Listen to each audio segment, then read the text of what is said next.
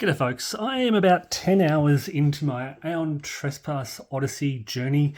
It was a public holiday in Australia yesterday, so I had the day off work and spent a large part of the day working through the tutorial scenarios, and then I jumped into the normal campaign and making progress through there. And I wanted to give a bit of a snapshot, that should be there, of what's happening and what the game feels like. Now you can see the battle board below here, but most of my time is actually spent on the adventure, on the broader sort of map and in the cycle booklet and kind of reading through these paragraphs and making decisions and tracking those decisions.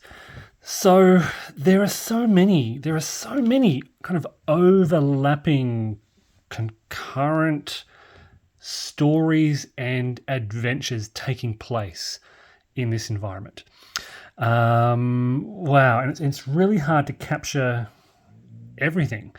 Certainly there is the main story. So King Midas has gone missing, and I think the main thing we're looking for is him. We're trying to find out what's going on with him.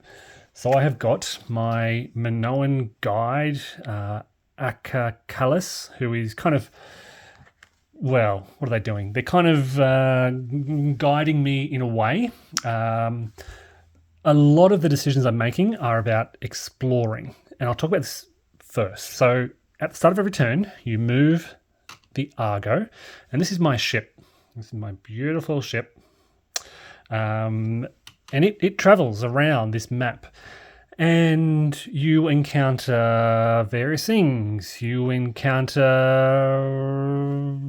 adventures. You encounter cities and stories along the way. Now, as I said, you've got the main story there, but occasionally when you see these little tokens, you add, I don't know what they're called, a positive story token. There is a name for them. You add those to a, what are they called? I'll get the name correct because they're quite important. They are, well, there's some kind of story token. So you've got disaster tokens and you've got the positive tokens, and you add these to stories.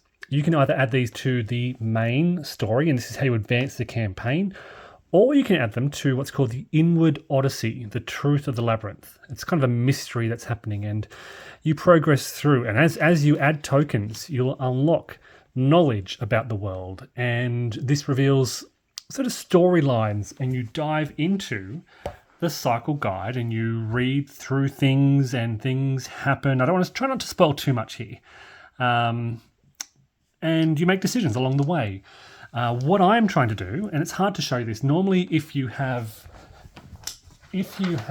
playing the game on paper, you'll have a sheet like this where you'll track your hull, your crew, and diplomacy. And this is really important. All right, so your diplomacy tracks. There are 3 factions in this environment: the Minoans, the Labyrinthians, and the Horn Sworn.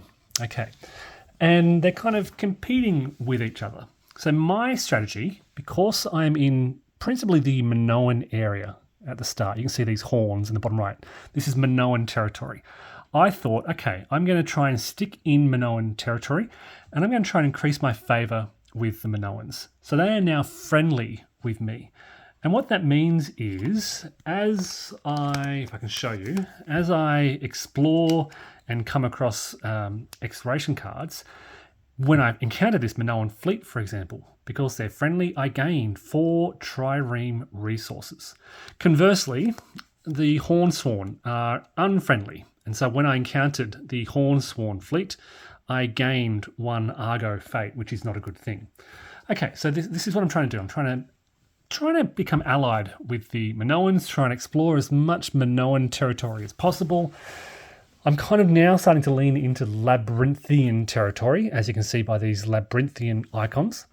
I don't know where, if we can have a look, I don't know where, Hornsworn. Hornsworn seem to be down further south, so they seem to be, you can tell by these little icons on the edge of the map. So there's this diplomacy aspect of the game going on, and this adds modifiers to the decisions you make. So for example, and again, I'm trying to spoil too much, but I came across a group of Horn Sworn, they asked for my help against the Minoans. And I said, well, actually, guys, I'm allied with the Minoans. Or I'm very friendly. I'm on friendly terms with the Minoans, so I'm actually not going to help you. And they got a bit angry, but they kind of understood. And you'll make these characteristic rolls. I think this was a willpower roll or something. And I passed that. And so they understood my plight. And they said, okay, we don't hate you. We understand. But the Minoans turned out they were pretty happy that I didn't turn against them. So they increased their favor with me. So your kind of allegiances, your relationships, your diplomacy shapes the stories that you discover. I haven't invested too much in the main story just yet because this will remain for a while. This is the long campaign cycle story.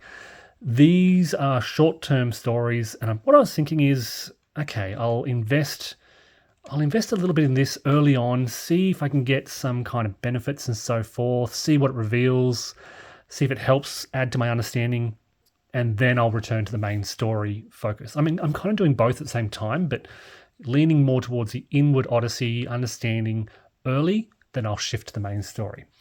At the same time, okay, so I can't show you the timeline because it's on my phone. I'm using the digital app, which is brilliant. It tracks everything from my Argonauts, my Titans. Oh, look, so much has happened, and it's a fascinating story. This is a very messy game. If I can pick the tripod up and zoom out, you can see there are cards and tokens and dice absolutely everywhere.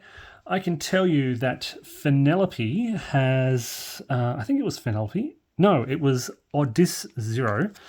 He fused with his Titan. His mind fused with his Titan. Here we go. Fused soul. Your soul has temporarily fused with the Titans. Better not die today. What this means is that if the Titan, and he was really low on health, he was down to 8 danger, almost an insta-kill. His mind fused with his Titan, and that meant that if the Titan died, he would die as well. But he survived. And so at the end of the battle, his mind remained fused with his Titan. They are fused souls, and he gets a +1, I think it's called precision. He's more in tune with the Titan. It helps him in combat. I had this amazing roll. So there was one event which put out this Minos Manos terrain tile. Okay, really obscure, unusual tile. Once per battle, you can go and explore it, and you roll a die. And I do have the terrain card somewhere around here. The Minos Manos unit. Okay, so once per battle, when adjacent, search the unit, roll a d10. I rolled a critical. You break away a piece of the unit and repurpose it to find or craft the Manos Discus. So I have got this very, very special item that is only available in one of the secret decks. So I got to sort of peek through the secret deck to find this. That was really exciting. And I gave that to Odyssey because I wanted him to keep his distance and survived. And then I've got my 2 tanks, and I won't show you that. Well, here we go. Let's have a look at my tanks. So we've got Penelope over here, and you can see she's got the Sail Spolas and the Shipwrecker Shield. She has got the Iapetan Strain. Now, this is the special type of... Oh, I actually don't know what it is, but it's a special response to injuries, but more importantly, gives her a reflex which lets her move 1 space effectively out of the way of the primordials when they attack.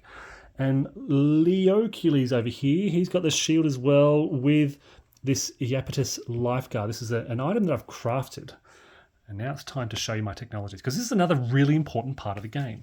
What technologies? And this is, I think it's one of the part of the game that I really love. You invest. So every couple of turns, on the timeline, it says, okay, now it's time to invent or discover a new technology.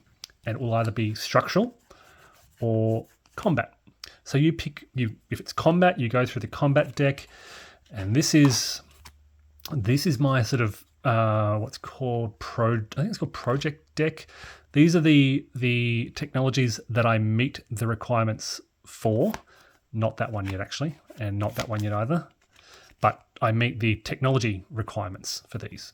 So do I have basic support? I have all these. I think I have all these requirements. Maybe I don't. I certainly have this. I have trireme ranged weapons. So I meet the requirements to discover siren armor. When I discover this, it lets me build these fantastic new items such as a siren shield or ancient siren panoply armor, or siren panoply armor. So I can build these things, and I'm really happy. So these are the prospective technologies that I might discover in the future. Yeah, they are technologies that I might discover in the future. And then I've got my current technologies, which are here, and I'm really happy with the decisions I've made. So I've got some structural technologies. This one, for example, the first time I use a navigation ability, I can ignore its associated Argo fate gain. So you don't want to gain fate on the Argo. This is one way you can lose the game. And a lot of abilities, I've noticed already, a lot of things increase your Argo gain. For example, when I go trading, negotiation, gain an Argo fate to exchange items. Okay, so if you've got a lot of triremes, you can trade them in for armaments or monuments, but you take an Argo fate in exchange. This technology will just help me keep that down a little bit. So it means that Argo fate will not be a big threat for me. However, the payoff is it means that other things, I didn't take other technologies, so it may mean that strangers become more of a threat, or the loss of crew becomes more of a threat, because other technologies that I didn't choose help me. This one, gain an Argo fate to lose a stranger. Strangers are bad, so this will help me lose strangers, and I chose not to take that. This one, gain an Argo fate and gain a stranger to gain a crew, and I chose not to take that for now. I can always return to these later on, but I'm sort of, I'm choosing my technologies. And these technologies, they also give me things like Argo abilities. So I chose Arrow Barrage, which lets me place break or opening tokens. And a variety of new items and abilities. So they're the technologies that's shaping my story as well. What else? So I'm investing in these technologies. I'm using these technologies to craft cool items. Now this was quite expensive, but its main benefit is a reflex move.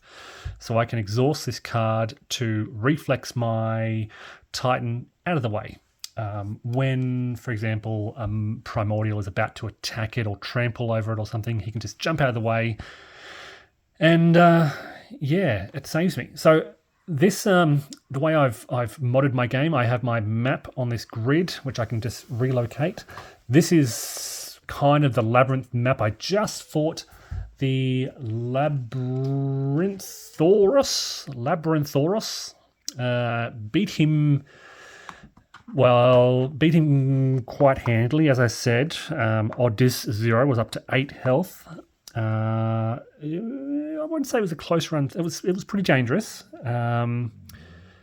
He basically places these labyrinths all over the place, and you kind of have to play them adjacent to each other, which creates this kind of maze that you have to move through.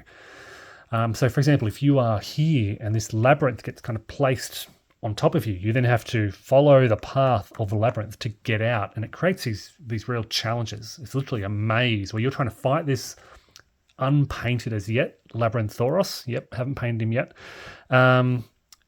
Whilst navigating this path, and he can just go crushing over these labyrinths, and he posed quite a challenge. Fortunately, this is my Titan with, so he technically has got a Siren Blade and a Shipwrecker Shield, and he did a lot of damage. That Siren Blade was really good. All right, so this is his weapon. What else? He built up a lot of rage quite early. So here is his final track. He's got 8 rage, 3 fate, and 5 danger. He really put himself in the front line and did a lot of work.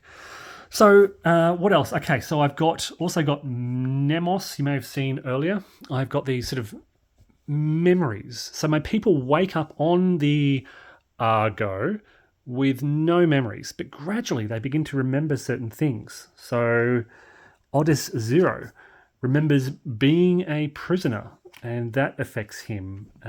He remembers, being an important person. It's interesting. He's a prisoner who was, of some repute. So he's got this adventure going on, which gives him special benefits. And whenever we encounter, they've got these key words such as dream, voyage, or fate. And whenever we go on an adventure with these key words, it triggers this memory, which advances the memory. And when it reaches a certain point, we trigger another sort of story in the book, which may have consequences. So this is just these many concurrent, overlapping, sometimes related adventures that are all taking place at once. The personal adventures, the side adventures, the main story adventure. Lots of that kind of stuff going on. So that's where I'm at. As I said, about 10 hours in. I could not tell you what day I'm on, but I think I'm on about day, I'm just guessing here, day 10 perhaps. And more to come. And I want to give an update just to kind of give you a sense of the flow of the game. So hopefully that's been of interest. Thanks for watching. Take care.